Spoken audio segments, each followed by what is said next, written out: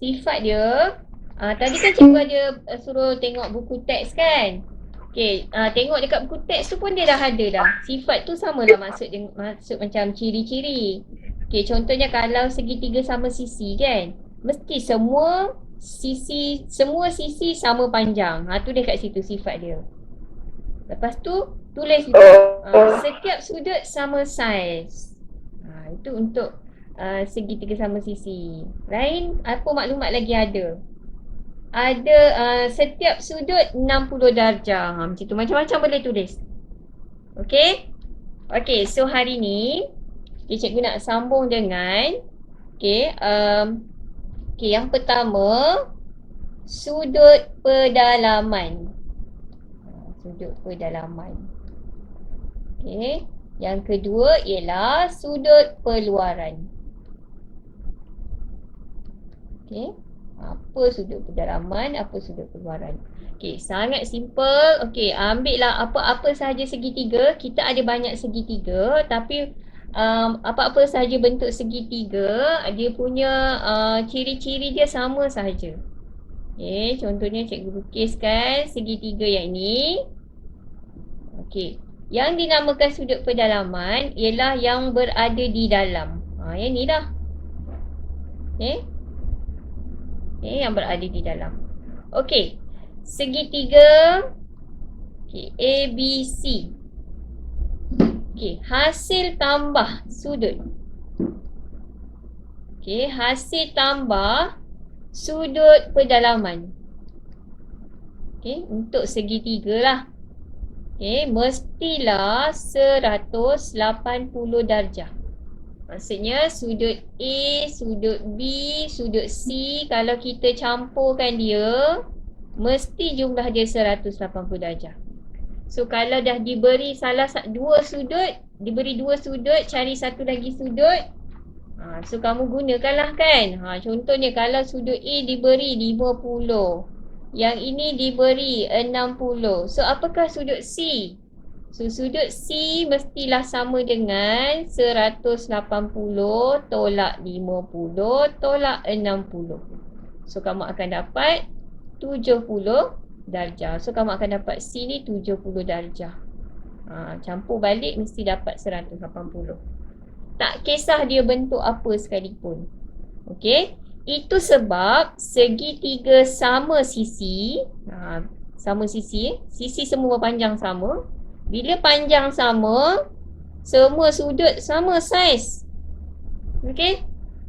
Tu sebabnya untuk segitiga sama sisi, cara nak cari satu sudut sahaja, kita hanya bahagi 3 sahaja. Dapat 60. So sini 60, sini 60, sini 60. Okey? Ini untuk segitiga sama sisi. Kalau dia segitiga sama kaki, sama kaki ni maksudnya ada dua kaki macam ni. Kaki ni sama. Yang ni je tak sama. Okay? Kaki sama, tang kaki ni, yang ni sudut dia mesti sama. Yang ini berbeza sudut dia. So kiri dengan kanan ni sudut dia mestilah sama. Okay? Kiri dan kanan ni sudut dia mestilah sama. Contohnya kalau diberi kat sini 40, sini mesti 40 juga. So sudut dekat atas ni akan jadi 100. Sebab 180 tolak 40 tolak lagi 40. Dapatlah 100. Ini untuk segitiga sama kaki. Okay. Yang cikgu tunjuk contoh yang first yang ini adalah segitiga tak sama lah, tak sama sisi. Okay, boleh jadi segitiga sudut tirus. Dia ada banyak jenis kan. Segitiga bersudut tirus, segitiga bersudut cakar, segitiga bersudut segitiga itu je. Okay, segitiga bersudut tirus dan segitiga bersudut cakar. Okay, ada lagi satu segitiga bersudut tegak. Ni segitiga bersudut tegak. Bersudut tegak mesti ada satu sudut ni 90 darjah. Okay, 90 darjah. Kalau dalam gambar rajah, Dia tak tulis pun 90 darjah. Dia buat bentuk macam ni. Dia punya sudut dia bukan lengkok. Dia macam bentuk segi empat ni kan. Itu maksudnya 90 darjah. Kalau tak tulis kalau tak tulis ini 90 darjah, kamu sepatutnya tahu yang ini mesti 90 darjah. Ini segitiga bersudut tegak namanya. Okey. So kalau dah diberi sini dah ada sini 90, kata kat sini 30. So automatik kamu boleh tahu dekat sini. Okey. So cara dia 180 tolak 90 tolak 30. So dapatlah 60. Maksudnya sudut kat sini 60 darjah. Okey. Itu sudut pedalaman. Boleh faham sudut pedalaman?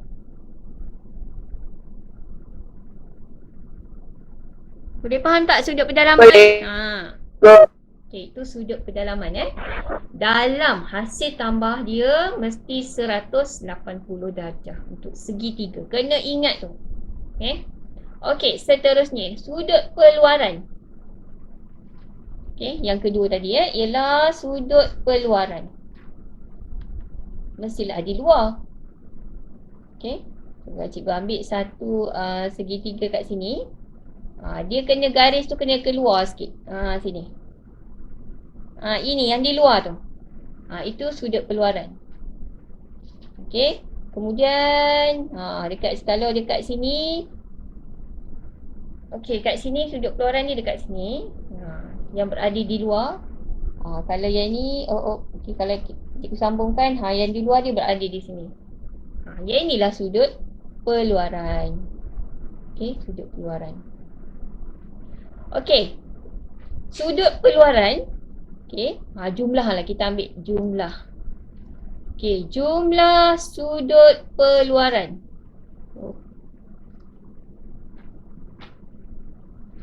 Ialah 360 darjah. Yang ni special. Okey, sudut peluaran ni untuk semua jenis semua jenis, sama ada segitiga, segi 4, 5, 6, 7, semua jumlah sudut peluaran dia 360 darjah. Cuma kalau kita nak tahu satu sahaja sudut peluaran dia, okey, kita kena bahagi ikut bilangan sisi dia. Kalau segitiga, jadi kita kena buatlah 360, kita kena bahagikan dengan 3. So dapat 120 darjah. Okey. Yang inilah 120 darjah. Tapi syarat dia kalau nak bahagi dengan 3, mestilah sisi dia kena sama. Okey. Kalau bentuk contohnya lah macam ni kan. Okey, ni peluaran dia. Keluaran dia. Tak bolehlah bahagi dengan 3 untuk dapat sisi yang ni tak bolehlah. Mestilah dia berbeza. Bila sudut dekat dalam lain, dekat luar mestilah lain juga. Setiap sudut dekat luar ni lain. Okey, cuma kita boleh assume hasil tambah sudut peluaran 360 darjah. Tapi untuk mencari satu saja sisi sudut peluaran ni tak boleh bahagi dengan 3. Kecuali sisi yang sama. Untuk ini segitiga sama sisi boleh. Kita bahagi 3. Dapat ni 120, ni 120, yang ni pun 120. Okey? Itu untuk sudut peluaran. And then ada satu lagi. Okey, dalam segitiga, kamu tahu kan? Dalam satu garisan, sudut kita ialah 180 darjah. So kalau kita dah bahagikan dia macam ni, dekat sini, daripada sini ke sini 70 darjah.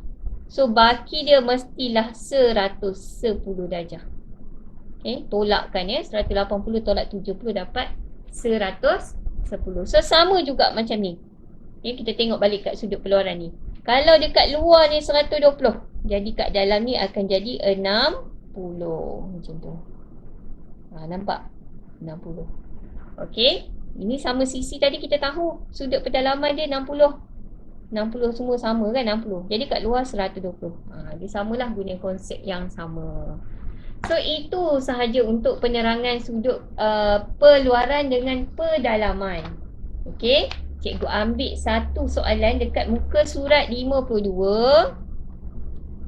Okey, nanti kamu buat muka surat 52 sebagai latihan kerja rumah. Cikgu pilih soalan nombor 5 saja. Nak tunjuk dekat sini Okey, soalan nombor 5 dia macam ni. Okey, kita ada sudut 78. Sini X. Yang ni kita ada sudut keluaran. Okey. So yang tadi kesimpulannya, sudut ni simbol sudut sudut pendalaman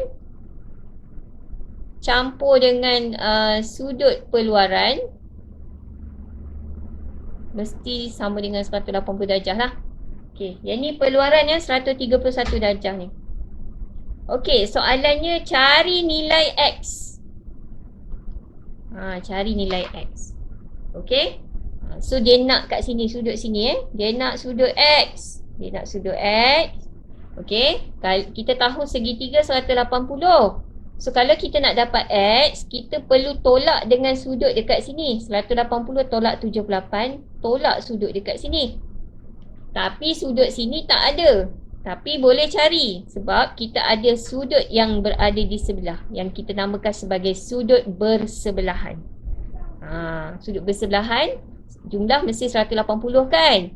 Jadi nak dapatkan sudut di sini, kita ambil 180 tolak 131. Okey?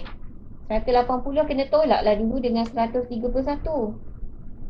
Okey? So kita dapat berapa? 180 tolak 131. Siapa boleh jawab? 180 tolak 131 dapat apa? 60.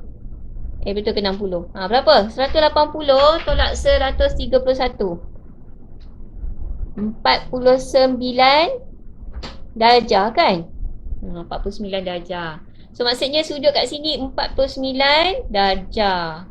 So barulah boleh kita cari sudut X. So X sama dengan 180 darjah tolak 78 darjah tolak 49 darjah. Okey? So kamu just guna kalkulator, tolakkan sahaja.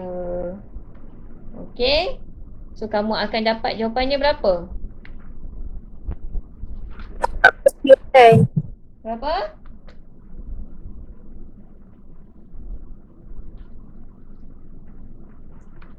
Dah. 53. Dapat 53 jawapan dia. Okay, so macam itulah. Kalau dia melibatkan sudut peluaran, macam tu kan, dia gabungkan soalan sudut peluaran dan sudut pendalaman. Soalan nombor 1 dia senang je. Dia hanya melibatkan soalan sudut pendalaman. Nombor 2 pun sudut pendalaman.